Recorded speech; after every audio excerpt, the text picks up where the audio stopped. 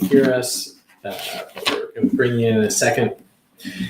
All right, everybody. Happy 2021. Woohoo! I know you guys have been missing us. I'm Chris. And I'm Ann. And we're back with another episode of Lifestyle Business, our first episode of season 3 here in 2021. And what a get we got today. So we are going to be kicking off the new season with Reeves Wiedemann in just a couple minutes, veteran journalist and author of the new book, $1 Billion Loser, The Epic Rise and Fall of Adam Neumann and WeWork. A topic close to our hearts. He's just going to join us a little bit later. It is one of the most shocking collapses in American business history and the decade of startup excesses that was started in the 2010s or the 2000s, depending on what age and stage you're at. All right, so it's good to be back. It's very good to be back. Yeah, hope everybody out there had a nice holiday break and a little bit of relaxation and recoupment. And 2021 is off to a much less interesting start, right? No, it's not. Okay, so let's leave last week behind us for the moment. Just take a little moment of breath. We are actually coming back. I think in 2020, we covered so many topics and had so many guests, and we focused a lot on some of the challenges that we faced. And so we are manifesting positivity going into 2021. That's right. I mean, one of the things I've been saying, everybody has heard me say this over and over, but like Dr. Fauci said, every month in 2021 is going to get better than the last. And so hopefully January is our low point. We're going to keep getting better. We really do. Business is going to keep getting better, but yeah, I mean, there's a light at the end of the tunnel. All right. So manifesting positivity. Obviously, we're excited to meet with Reeves, and we have a particularly interesting view on the rise of WeWork and to TBD the fall. Who knows? Yeah, I mean, not a complete fall. Maybe obviously a fall of Adam Neumann, but yeah, Launchpad is a competitor of WeWork. We started Launchpad before WeWork. Launchpad's had a completely different sort of path than WeWork.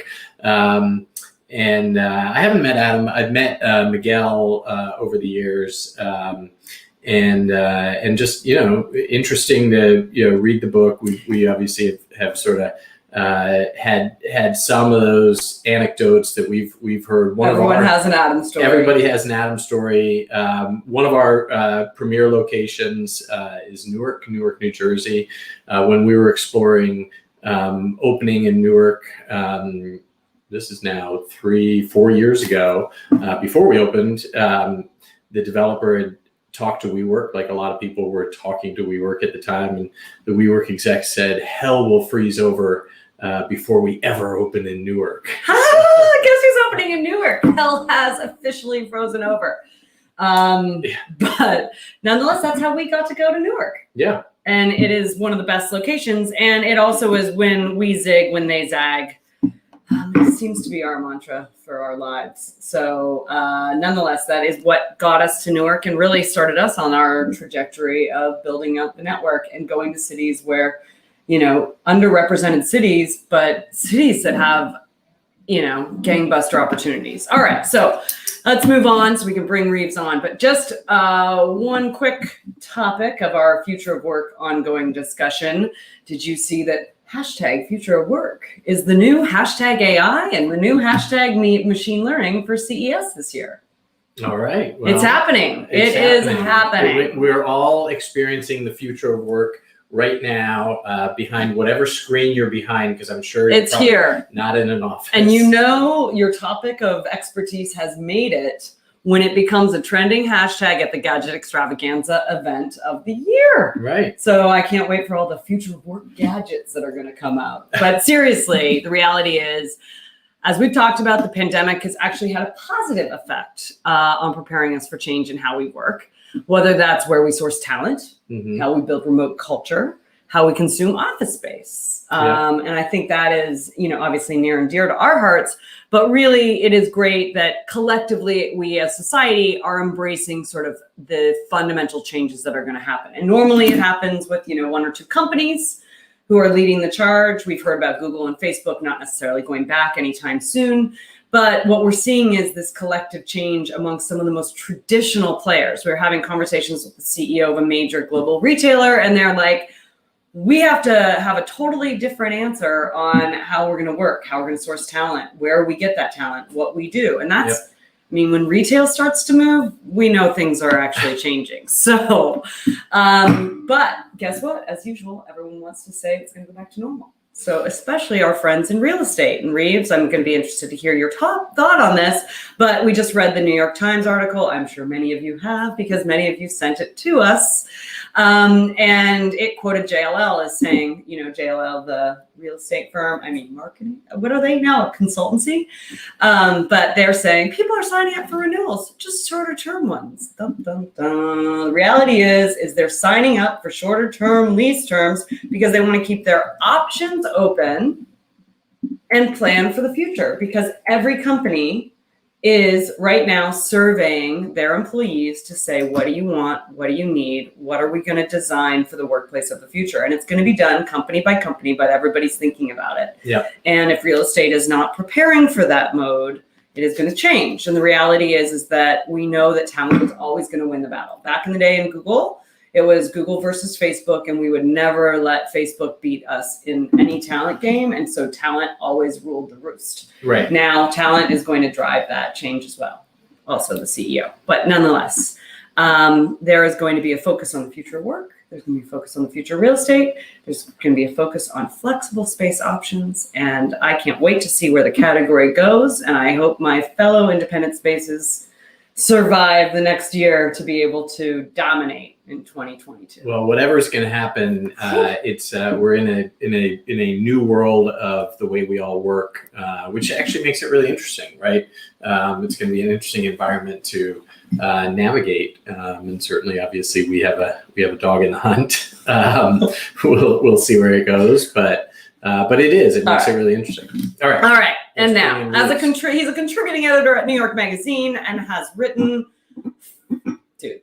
killing me here. He's a contributing editor at New York Magazine and has written for The New Yorker, The New York Times Magazine, Rolling Stone, Harper's, and countless other notable publications. And he's here today to talk us through the remarkable saga of WeWork implosion as told in his chart-topping book, $1 Billion Loser. Welcome, Reeves Wiedemann. How are you? I'm doing all right. Thanks for having me. Yeah, thank you. I will say this is I am notorious for starting a stack of books on my side table and getting about halfway through and sort of being like, got it. And I personally have watched WeWork from before. I was at Launchpad just over the years. I'm SoftBank, everything like that. And I will say this is one of the few books of 2020 that I made it all the way through. All right. And even though I knew a lot of the stories, there were many moments where I was like, holy shit, wait, I need to read this out loud to you.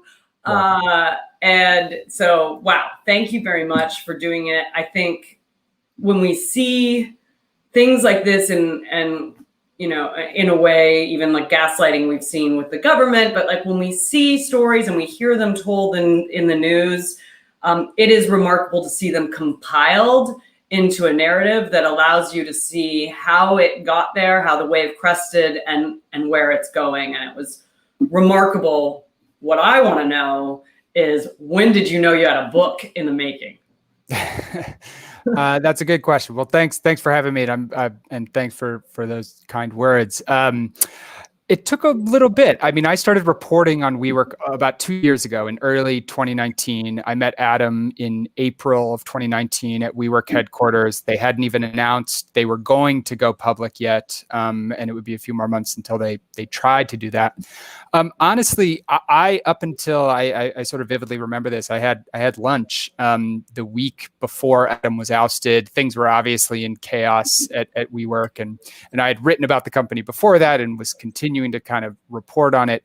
And I had lunch with a WeWork executive who was talking to me, and he was the one who put the idea in my head, and he was like, "You should do a book." And I was hesitant at that point, and it was really only when Adam was pushed out that I suddenly realized there was a book. And the reason there was a book is that WeWork still exists. Obviously, we can continue to talk about that. And I'm interested to hear sort of what you guys think about where the company is today. But the end of the Adam Neumann era of this company was over, and the end of kind of an era of sort of startups, I think, in some ways, as you sort of alluded to, was over. So it felt like kind of there was an ending, and then it felt like there was a lot to fill in the blanks of that Adam had become this kind of caricature. You guys had a story with him. Everyone kind of had their Adam story, but everyone still had a lot of questions. And so that's sort of what led me to want to find out more. Yeah. So sort of working backwards from that iconic photo of Adam walking around after he'd been forced out in barefoot on the streets of Manhattan. You know, how did we get to this? Yeah. It's a wild story. I mean, you know, one thing that became clear is this was not the first time that Adam walked barefoot around the streets of New York. This was, in fact, a regular thing that he did, going back well before he was famous Adam Neumann, going back to being a college student trying to figure out what he was going to do with his life. You know, I mean, there's a lot of different kind of points in how the company got there, and how Adam himself got there. And you know, it's an Icarus story. It's a story about hubris, and I think, but I think it's also not just Adam. Like Adam is not the sole reason that things went wrong. And I think there was a lot happening in the economy, probably that you guys were witnessing and having to sort of deal with over the past decade, that sort of fueled WeWork's growth and fueled Adam's ambitions. Yeah, I mean, I think that's exactly right, which is the reason why the story is so compelling is you can take the industry out of it and you can take the individual out of it, but you're still seeing the impact of what was happening. And we saw it, you know, I remember seeing it sort of like Fund 4 back at Andreessen, where they're like wrapping up the fund. And so they're just like plowing money into whatever was the whim of the company for that 3 months. In a way, SoftBank really follows a crazy different thing with a lot of companies where they give them unlimited access to capital. And the reality is that it creates this sort of persona for the CEO, but it also creates this perspective of opportunity that you can kind of overcome any challenge, which means you don't actually have to solve fundamental problems. Yeah, Adam never had to worry about making money, really.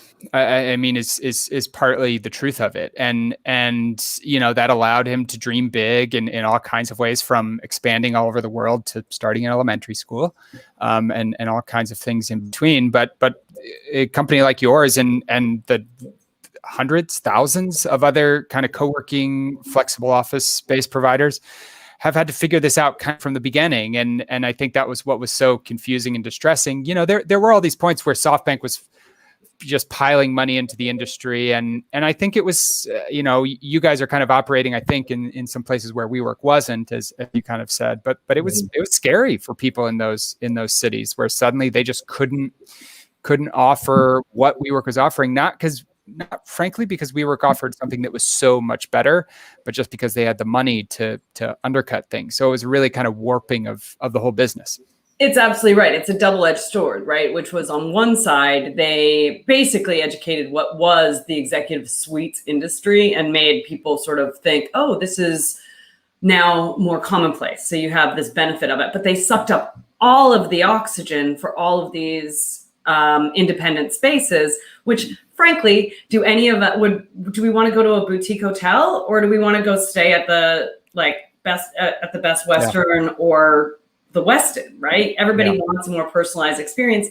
These guys, and where we talk to them all the time, you can't survive on the individual margin. And so if WeWork is taking the need, especially in New York, they're taking the need where they don't care if they make any money, it is actually devastating to the industry, which I think is an example of why some of SoftBank's strategy, it's like it kills the sort of ecosystem around it and doesn't actually survive. Mm-hmm. So we'll see how it goes. I mean, I still see that this is going to be an ongoing issue in this industry because basically they're there, they have the network, And people like big companies find that comfortable, right? Oh, I can just make a deal with WeWork, and now they're grown-ups running the shop. So it's a much more safe, it's like buying IBM, right? Yeah, so, well, Bank of America isn't probably going to open a big office at Launchpad, like that they're going to go to WeWork, and that's kind of fine. Maybe that's a sort of service that WeWork was offering, but I think, I assume you guys are in one of your offices right now. No, we're not. You're not. Oh, wow. Okay, there you go. Well, I'm looking behind you, and like it looks, it could be a WeWork. We are. We're in co-working space. We're in a local co-working space. We actually moved up to Sonoma County. Okay. And, we are happily customers of a co-working space here, because there's obviously not enough space in a small town where we live to have 2 locations. So what we've done is we're like, great. Our motto is more, we'll build the network, and that network can be launch pads, but they also could be independent co-working spaces where we can deliver content, curriculum, scholarships, and do all the stuff we love to do for impact, but try to be collaborative within the industry. So we work out of a co-working space here. And cool. I mean, that's great. Cool. And I think that's how it should be. Like, there is no real estate company that exists everywhere in the world. And that was kind of what Adam was trying to do. And I think in some ways that is what led WeWork off the rails. And I think it's great to kind of recognize that there can be different operators, and that they can work. There probably are ways that they can find to work together. Well, we're seeing that, and especially when you take a market focus on it. But I think that's one of our Adam stories is in one of our markets, where obviously we spent a lot of time with mayors and folks in those departments, and they're like, well, WeWork came in, took a look at the thing, and said, how much office space do you have? I'll take it all. Right? The idea that like they would WeWork everything, and you write about that in the book. And I think so many people misunderstood that, like, world domination, there wasn't enough to achieve the growth trajectory. There was almost not enough real estate to be consumed. Yeah, I mean, literally, to meet SoftBank's goals, their team sat down on the West Coast of the US and said, there's just not enough. Even if you factor in all the buildings being built in San Francisco and Seattle and wherever else, there just literally wasn't enough space to meet the projections that Mas Hassan wanted. I think that for me was one of the most stark indicators from the book that was super fascinating. And then the other side of it was how throughout the last 5 years, we've been talking about networks, right? And the power of a network, and how do you connect people, and how do you monetize and think about the products and services you make available to that, whether that's to investors or customers or whatever the case is. Yeah. And they bought Meetup. They did all of these super strategic acquisitions that from the outside, you're like, fuck, they just did that on our behalf, right? Like, great. Well, how are we ever going to do any of these great network effect values? WeWork's already done it. And now you read the book and you're like, but they like got to the first stage, which was like the easiest. I'll just write a check and buy the company. They never did anything with the potential. And I think like when I look at tech companies who have raised so much money, it's always on this great potential. And when you see tech companies that die, it's so frustrating, because you're like, you sat on a mountain of potential and you did nothing with it. And I think that to me is the real tragedy, which is, imagine what we all could do if you had capital and you had that sort of buying power, and have somebody kind of come in, and that's what makes him sort of maligned as a character, because it's just, he's a caricature, but he also didn't actually do anything with the privilege that was afforded to him. Yeah, I think that's right. I mean, I'll pause for a second and say he did open spaces in 500 spaces around the world, and grew a company physically faster than any company in history. As Adam put it, he wasn't sure about the Roman Empire, but everything since then, he was pretty confident that he had taken over more territory than anyone else.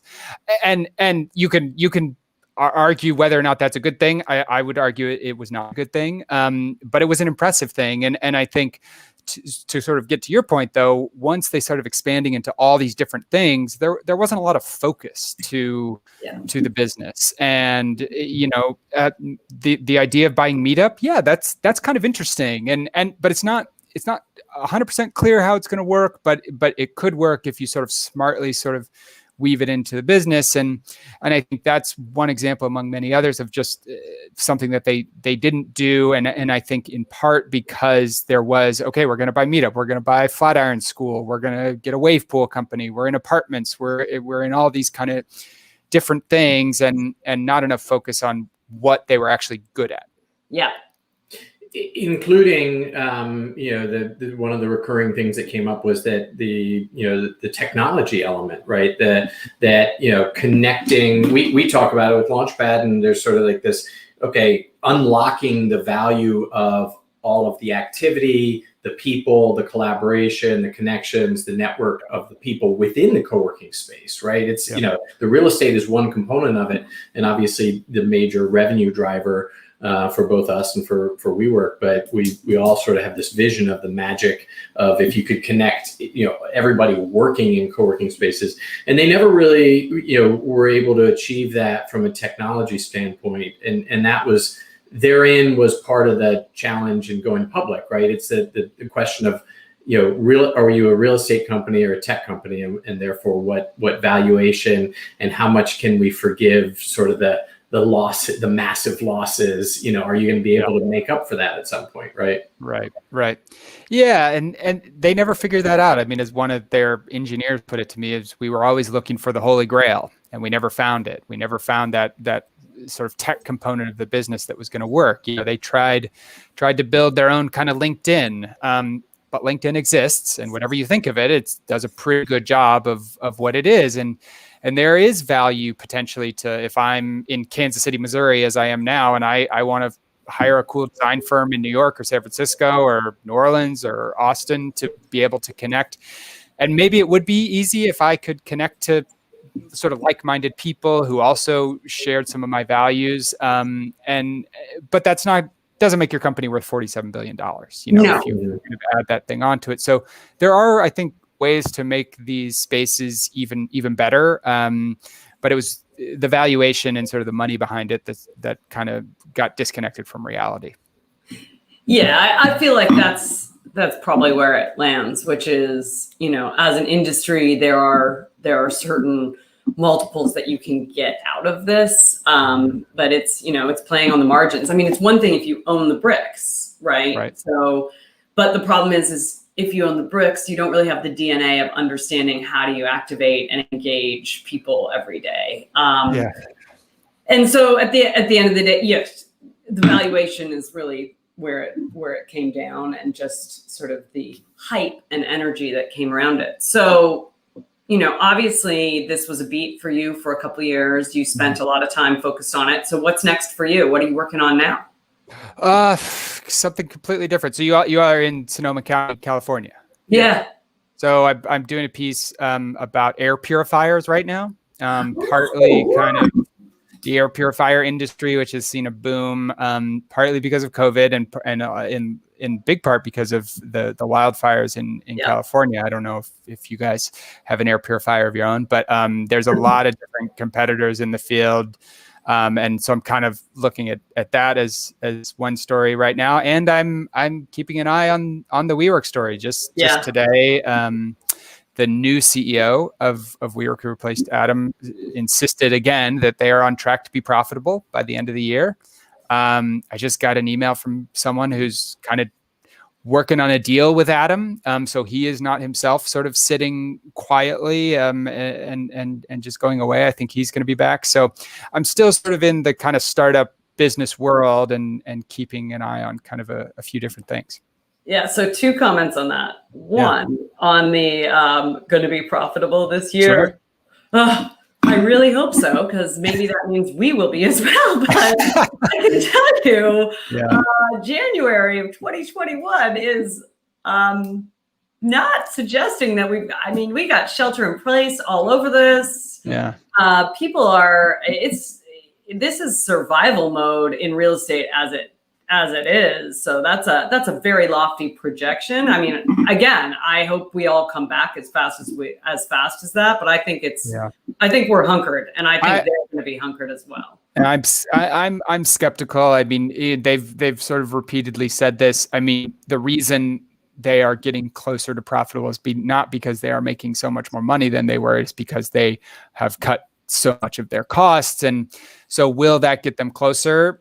Maybe. And they also benefited from, unlike a lot of smaller spaces, I imagine for you guys, where you probably have a lot of people on shorter term leases, they had moved to kind of longer term leases and we're not letting people get out of those. So I'm a little skeptical, but it's certainly going to be interesting to watch this year.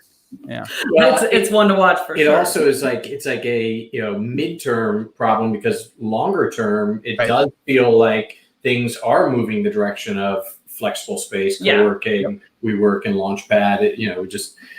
We've all got to get to that point. Hang on. But I am curious, based on your experience with WeWork and your dive, do you have predictions around sort of the future of work, whether it's in co-working, real estate, or just the way we will all work, where tech companies are going to hire? What is this experience we're all going through together with COVID going to have in terms of lasting impacts on the way we work? Mm-hmm.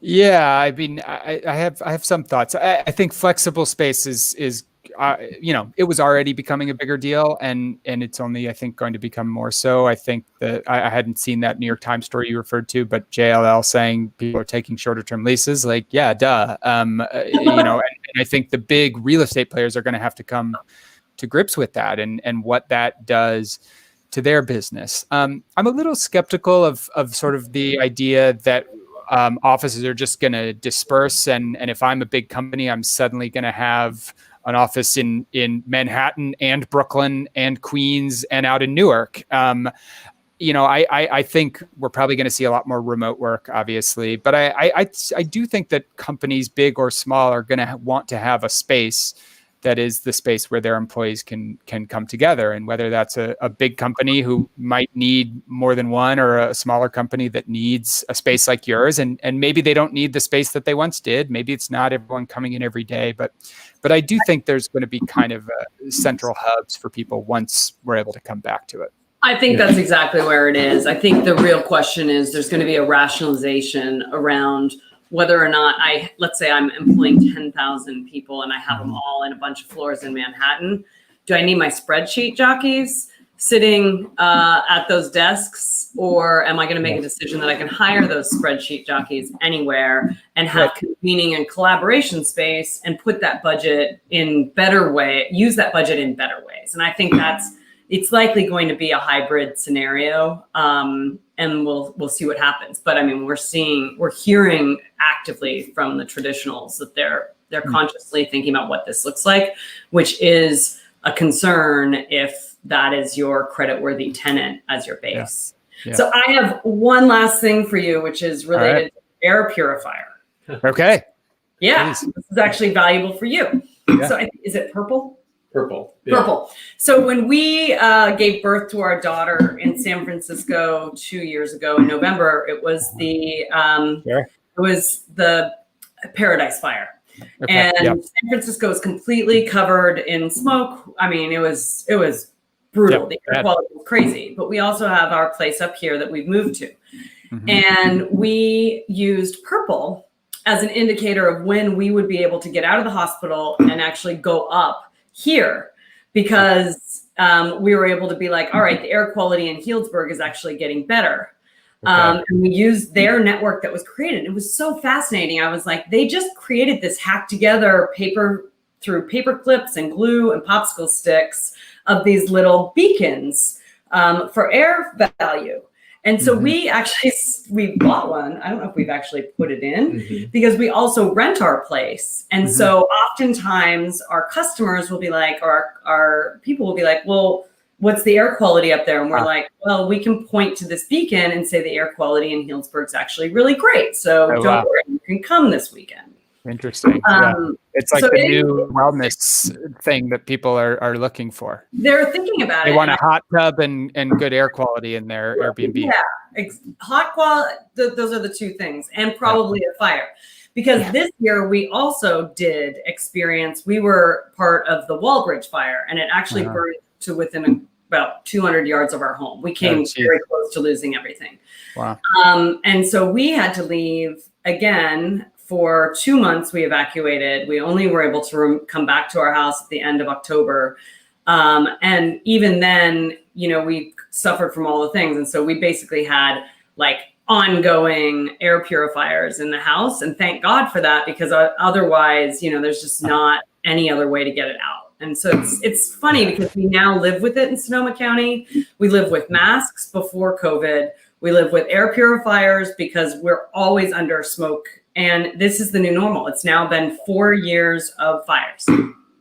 Yeah. I think Paradise, which is 5 hours away, had that much impact on the city and on our county. It's been really interesting. But yeah, air purifiers, that purple thing, I couldn't believe how cool that was, and how it just was like this organic, almost crowdsourced technology. And I'm sure they're doing amazing now. But anyway, that's our story. Cool. Yeah, I'm gonna have to look it up. And do you guys have some air purifiers that do you know which did you choose among the hundreds that are out there?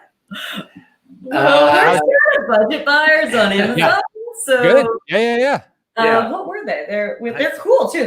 We got black ones and white ones. Yeah, well, also and they're super cute and small, and they were $100. Cool. That's cool.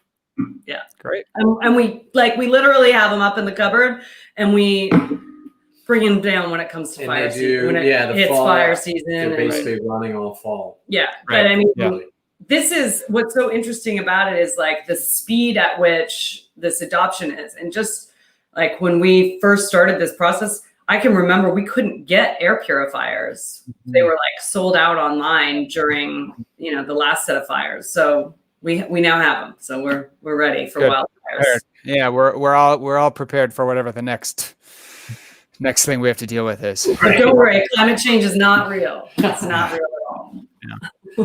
All right, Reeves. Thanks so much for joining us today. Thank you. Oh, great. If you had a chance to read Reeves' book, $1 Billion Loser on the Rise and Fall of WeWork, and a very interesting study on a can't put down. Adam Newman. I've got the coffee stains to prove it. Anna and I both enjoyed this, and Reeves, will let you go, but thanks very much for joining us. Thank you so much. We appreciate it. Thanks for having me, guys. All right, next up, Member Magic. Woo! Newark. All right. We're coming for you. That was amazing. Hey, Scott. Nice to see you. No plans to return to the office. Well, thank God you're still going to the office. I need to chat with you. Anyway, Audience Town. Ed Carey was featured in NJ Tech Weekly, where he shared his tech predictions of 2021. Audience Town was a smart advertising platform for real estate companies. Ed's biggest prediction: with the lack of in-personal relationship building, we're all going to have to become digital advertisers to succeed in these new markets. All right. Interesting. Check it out. Yeah, good prediction there. Man, coming out of Newark. Newark is hot right now. Credibility Capital. Credibility Capital was listed as one of the 7 best short-term business loans by 2021 by Investopedia. Let me do that again. Credibility Capital was listed as one of the 7 best short-term business loans of 2021 by Investopedia. And now, more than ever, we need business loans. People need them. And this is the lifeblood of small business. And as we navigate this pandemic, it is super critical. And so thank you so much to our member, Credibility Capital. Sticking on Newark, Yendor, a Launchpad Newark member and soon to be the artist behind the mural that's upcoming in Launchpad Newark, as part of their commitment to increasing equity, inclusion, justice, and access in the theater field. New Jersey Theater Alliance, the statewide service organization for professional theater, has expanded their membership criteria and added 11 new members to their roster. Included is Yendor Theater Company, which develops and produces works by playwrights from historically resilient populations, including Black and Brown writers, women writers, and writers from the LGBTQ community. I can't wait to see them and to see their mural. It's going to be amazing. Yeah. All right. On Friday, January 1st, A. Dorian Murray Thomas will be a recipient of the Visionary of the Dream Award. I'm going to start that again because I think there's a typo. On Friday, January 11th, A. Dorian Murray Thomas will be a recipient of the Visionary of the Dream Award given by New Jersey Performing Arts Center for her substantial contributions to the African American community. And with Diverse and Engaged, 20 New Jersey companies were selected to participate in the Ernst & Young Entrepreneur Access Network, a program designed by Ernst & Young to attract a lack of funding access for Black and Brown business owners. Congratulations to D and Diverse and Engaged. All right. And over in Stockton, Penny and Associates, Frederick Penny, was recently interviewed by Forbes. The article entitled Marketing a Conversation Profession in Unconventional Ways. You're going to have to start again. Conventional. Try it again. When did we do these takes? This is a one-take show. Well, come on. All right. Frederick Penny was recently interviewed in Forbes. The article entitled Marketing a Conventional Profession in Unconventional Ways highlights a creative approach to marketing that has helped Penny and Associates become one of the top personal injury firms in the country. Wowee. Okay. It's good to have all those member magic. Since, we've been off the air for a lot of month, member magic. Our members have been up to a lot of good stuff. So that's a lot of good stuff. Exciting. All right. And if you've got member magic that you want to share, please, of course, always reach out to Ariel@lp.co and she will make sure you get highlighted on one of our shows. Speaking of shows, okay, first of all, that was an amazing show. But next week, we're going to have an equally amazing show. One of my personal friends and inspiration around community building, Lais de Oliveira. She is the author of Hacking Communities, a practical guide on how to build grassroots communities around a pop product, as well as the program director at On Deck, where she's building a community builders fellowship. Let's be honest, she is one of the brightest lights when it comes to community building around the world. She's lived everywhere. She's worked everywhere, and she just knows how to hustle. So I can't wait to see Lais, and I also can't wait to catch up with her because we haven't seen what she's been up to. I can't wait to hear what she's up to in community building. Well, I can't wait to hear what she's up to as well. Now that we're all building community online. I know, and that's why it's great. I mean, I connect people in the Launchpad Nation across the country when we can't see each other in person. Right? That's right. I know that Dio is going to be excited to hear from her as well. And I feel like there could be a collab that could happen between Launchpad and Lais for future community building and hacking communities. Also, for our members, stay tuned for that because it's a great way for you to think about how you can hack your own community at home. Yeah. I feel like maybe we should give Adam Newman a call. He sounds like he wants to get back in the game. Let's get back in the game. No, not really. I think we've got a great CEO as it is. All right. Well, folks, thanks for tuning in to Launchpad TV and Lifestyle Business today. That was a fun kickoff to 2021, our third season. What I like is that we still have viewers as we go through the outtakes. Each and every week here on Thursday at 11 a.m. Pacific, 2 p.m. Eastern. We'll be continuing to entertain and inform and cover topics relative to the future of work this season. That's right. All right. Stay tuned. See you next week. See you next week, folks. Take care.